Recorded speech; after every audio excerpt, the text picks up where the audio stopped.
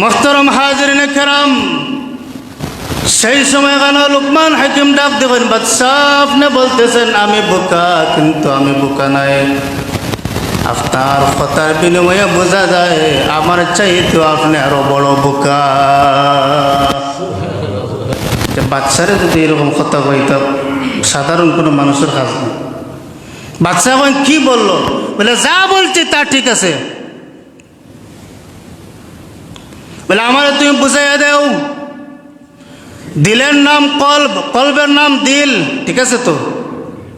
ঠিক আছে না? বাদশাহ ডাক দিয়ে কইলা, লুকমান তুমি আমার বুঝাইয়া দেও, না বলে তোমারে দুনিয়ার থেকে বিদায় করিলাম।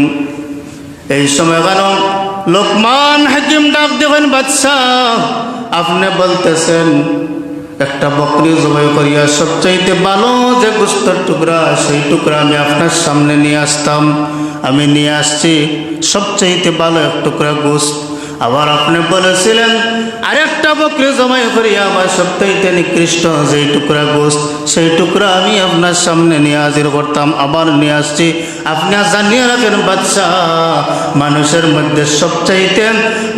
মধ্যে সবচাইতে ভালো যে জায়গা, যেই জায়গাটা, সেই জায়গাটার নাম হলো কল। বাতন্যা দেখি কল ভালো না? যদি মানুষের কল্প যদি ভালো থাকে, দিল যদি ভালো থাকে, সমস্ত বডি ভালো থাকে।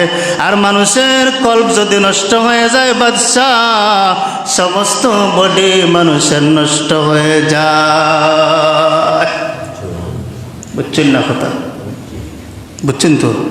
তো মানুষের যদি দিল যদি নষ্ট হয়ে যায়